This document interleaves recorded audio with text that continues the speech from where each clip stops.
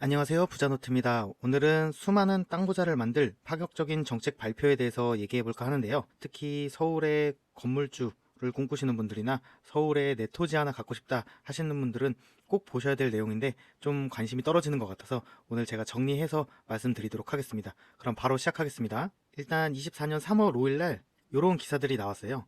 서울시에서 역세권 활성화하겠다. 그걸 주요 간선도로변까지 확대하겠다. 이런 기사들이 나왔거든요.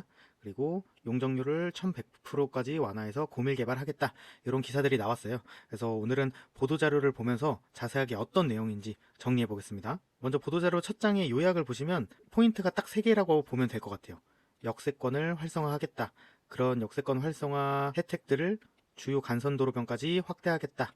이게 두 번째고, 활성화, 확대하는 거는 결국엔 용적률을 건드려서 고밀 개발하겠다. 요 세 가지라고 보시면 될 것 같습니다. 풀어서 쓴 글을 쭉 보면 지하철역 주변을 고밀 개발하고 직주 근접 도시를 만들겠다. 그리고 대상지를 기존의 역세권뿐만 아니라 주요 간선도로변까지 확대하겠다 라고 했고, 그럼 역세권은 어디냐? 지하철역 승강장 350m 이내. 그래서 원래 이게 250m였는데 한번 요번 규제 완화를 통해서 확대가 된 거거든요. 350m로 확대가 된 부분이고, 그런 부분뿐만 아니라 간선 도로변까지 확대하겠다라는 게 요번 정책의 골자입니다. 이렇게 할 경우에 민간 사업자들은 토지 가치가 상승돼서 사업성을 높일 수 있고, 공공은 필요한 시설을 공급할 수 있어서 윈윈일 것이다 라고 예측하고 있습니다. 맞죠? 용적률을 높여주면 어쨌든 그 땅을 갖고 사업하시는 분들, 시행하시는 분들은 당연히 층수를 높이 올릴 수 있으니까 사업성이 높아지는 거고, 거기서 일부 기부 체납을 통해서 공원이라든지 필요 시설을 얻어낼 수 있는 거니까 정부도 좋은 방향이다. 그래서 윈윈이다 라고 얘기하고 있고, 아까 말씀드렸다시피 23년 8월에 원래 250m 역세권 기준을 승강장 기준 250m였다가 350m 이내로 확대했다. 그래서 역세권 개발에 대해서 서울시의 의지가 강하다라고 보시면 될 것 같습니다. 그래서 주요 개정 내용은 두 가지입니다. 첫 번째는 간선도로변을 확대하겠다. 그러니까 역세권 활성화 내용을 간선도로변까지 확대하겠다. 두 번째는 그렇게 혜택을 받아서 뭔가 건물을 지을 때 서울시에서 이제 관광도시를 만들기 위해서 노력을 하고 있잖아요. 관광도시로 만들려면 필요한 게 숙박시설이 또 필요하잖아요. 그런 숙박시설이라든지, 그리고 친환경도 요즘 많이 신경 쓰고 있는데, 그런 친환경 건축물을 짓는다 하면 추가로 용적률 인센티브를 주겠다라는 내용입니다. 그러면 계속 말이 나오는 간선도로변, 그리고 노선형 상업시설은 뭐냐? 띠 모양으로 지정된 노선형 상업시설. 요걸 지금 여기 정책 개정 사항에서는 간선도로변 노선형 상업시설이라고 얘기하는 겁니다. 이따 지도를 통해서 어떤 상업지역이고 어떤 모습인지 제가 자세하게 보여드릴게요. 그리고 이런 노선형 상업시설, 띠 모양으로 된 노선형 상업시설을 일반 상업시설로 상향해 주겠다. 용도 지역을 변경해 주겠다라는 내용이죠. 그리고 계속 나오죠. 기존 역세권 승강장 350m 이내 지역도 용도 지역을 상향해 주겠다. 이번 정책에서 나오는 거는 역세권 활성화랑 간선도로변까지 그걸 확대하겠다라는 내용인데, 이런 것들을 쭉 봤을 때 기존의 역세권인 곳들, 그리고 잘 보시면 역세권인데 기존에 우리가 생각하는 역세권 같지 않다라는 곳들이 서울에도 꽤 있거든요. 그런 곳들도 추후에는 추가 정책을 통해서 좀 개발하려고 하지 않을까. 지금 이런 정책들을 봤을 때 뭔가 고밀 개발하려는 의지가 강하게 나오잖아요. 이번 정책에서는 그런 역세권 딱 350m 플러스 이런 노선형 상업시설, T 모양으로 된 상업시설 요쪽만 하겠다고 내용이 나왔지만, 제 생각에는 추후에 이제 기존 역세권인데 개발이 안 된 곳들까지 또 추가 정책이 나오지 않을까라고 조심스럽게 예상해 보겠습니다. 그리고 용적률 인센티브를 주겠다. 활성화하겠다는 게 이 부분이죠. 용적률을 건드리는 부분이고, 그렇게 하겠다.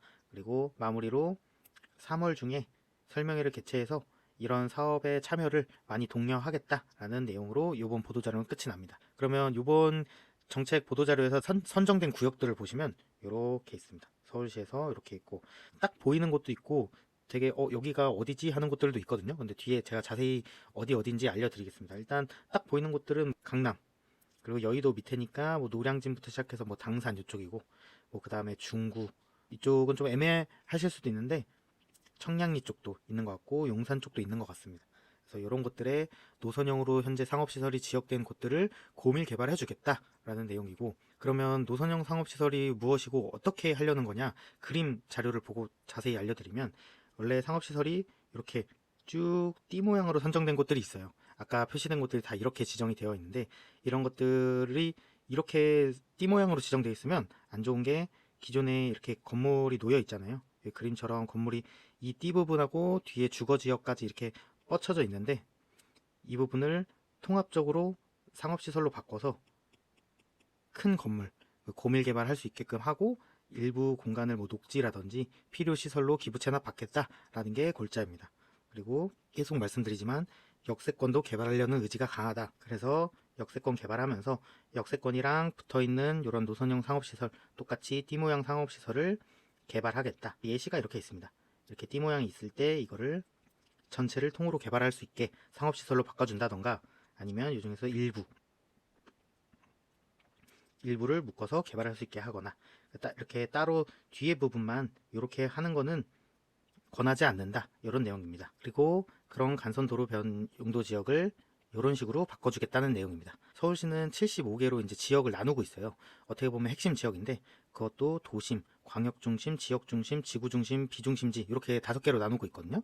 도심부터 광역중심, 지역중심까지는 아까 그런 노선형 상업시설일 때 상업시설까지도 올려줄 수 있다. 그리고 지구중심이나 비중심지는 준주거 지역까지 올려줄 수 있다. 하지만 심의를 통해서 친환경적인 건물이라든지 서울시에서 필요한 시설을 짓는다, 이렇게 되면 근린상업까지는 올려주겠다. 그래서 계속 나오죠.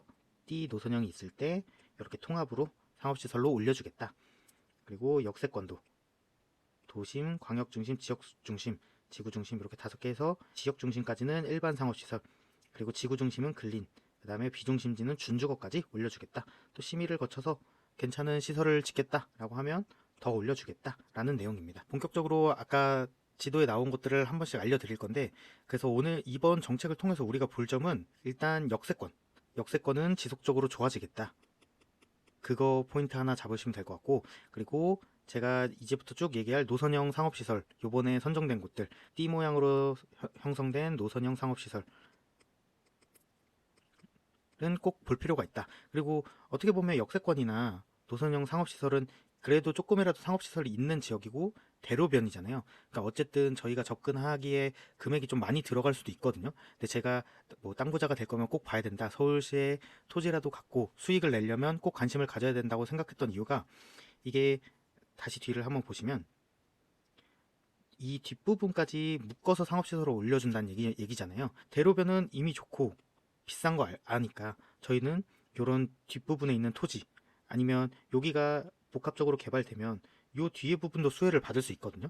그러니까 대로변이 비싸다면 좀 이면지를 사서 같이 개발되면 그거에 따라서 또 엄청난 수익을 볼 수 있고, 그렇게 복합 개발되는 것 또 뒷부분이라도 수혜를 간접적으로 볼 수 있다. 상대적으로 대로변보다는 저렴한 가격으로 투자를 해서 앞에 개발되는 거 수혜를 받을 수 있지 않을까. 서울의 건물주라든지 토지로 수익을 보고 싶다, 좀 토지로 장기 투자하고 싶다 라는 분들은 오늘 선정된 곳이나 제가 계속 말씀드린 역세권이라든지, 역세권인데 역세권의 모습을 못 갖추고 발전이 안 된 곳들, 그런 것들 꼭 보셔서 좀 토지적으로 접근하면 좋을 것 같아서, 그리고 이면지는 상대적으로 저렴하게 투자할 수 있잖아요. 그래서 꼭 보셔야 된다. 그래서 오늘 정책을 가져왔습니다. 이번 정책을 통해 노선형 상업시설로 선정된 곳을 한 번씩 빠르게 보겠습니다. 일단 강남이죠. 강남은 테헤란로랑 일부를 제외하고는 지금 다 노선형으로 돼 있어요. 다 노선형으로 돼 있기 때문에 이런 것들을 다 늘리겠다라는 얘기예요.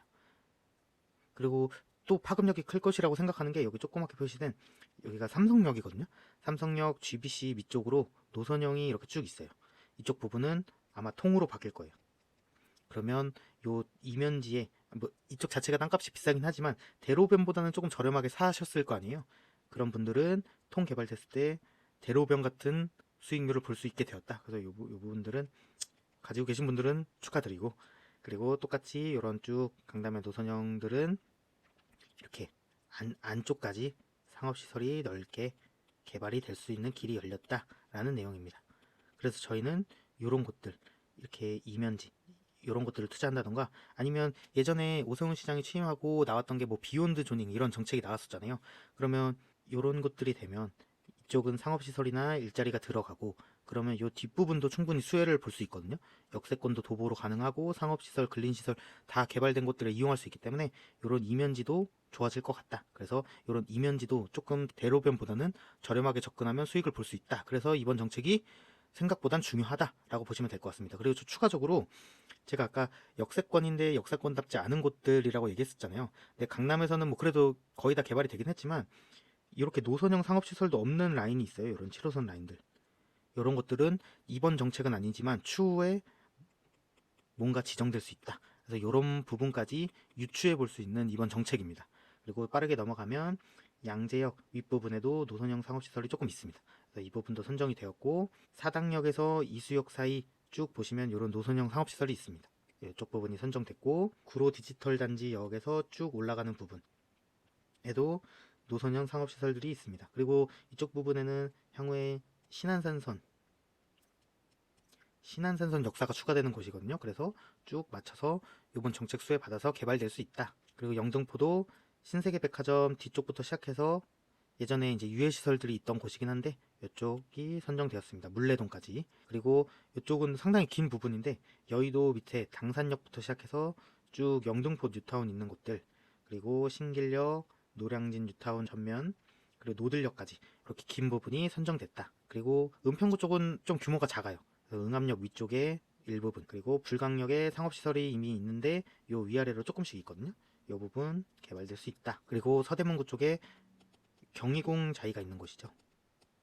경희궁 자이가 있는 곳 앞쪽에 노선형 상업시설이 지정됐고 서대문역 위쪽에도 조금 있고 경복궁역 서측에도 조금 있고, 그리고 이쪽도 되게 좋아질 것 같은 곳 중에 하나인데 만리제로예요.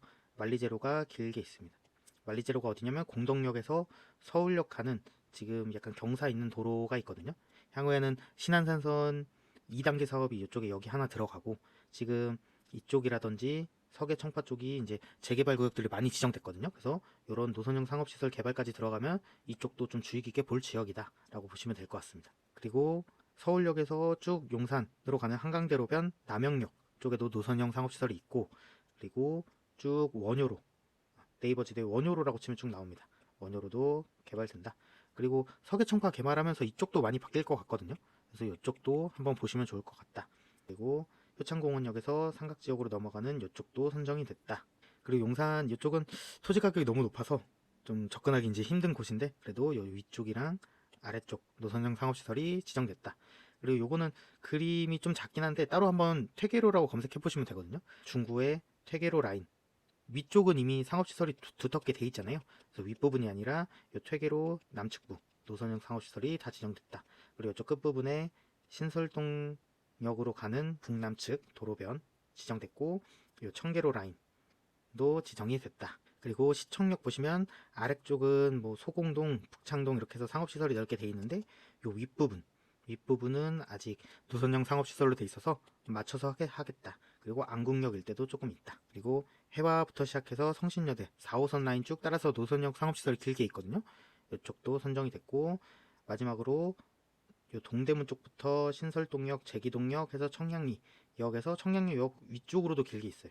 이 부분도 선정이 됐다. 아까 계속 말씀드리지만 선정된 구역 바로 이면지들은 상업시설로 바뀔 수 있으니까 땅이란 게 용도 지역에 따라서 딱 가격이 거의 비례하게 상승한다고 보시면 되거든요. 주거 지역에다가 상업시설로 바뀌면 엄청난 수익이 되기 때문에 꼭 관심을 가져보시고, 요것뿐만 아니라 이쪽이 이렇게 개발되면 이 배후지들도 좋아질 수 있기 때문에 땅에 관심이 있으신 분들은 꼭 이번 정책 봐야 된다. 그리고 이런 것들이 토지 투기꾼들만 뭐 돈 벌게 하냐라는 비판이 있을 수 있는데 그래도 꼭 필요해요. 이런 것들이 지금 이렇게 노선형으로 지정된 게 현 시점과는 맞지 않잖아요. 그래서 늘려가지고 도시를 고밀 개발해야 되는 게 맞는 방향이라고 생각해서 이런 정책이 나온 거니까 투자로서 투자적인 관점에서 보셨으면 좋겠습니다.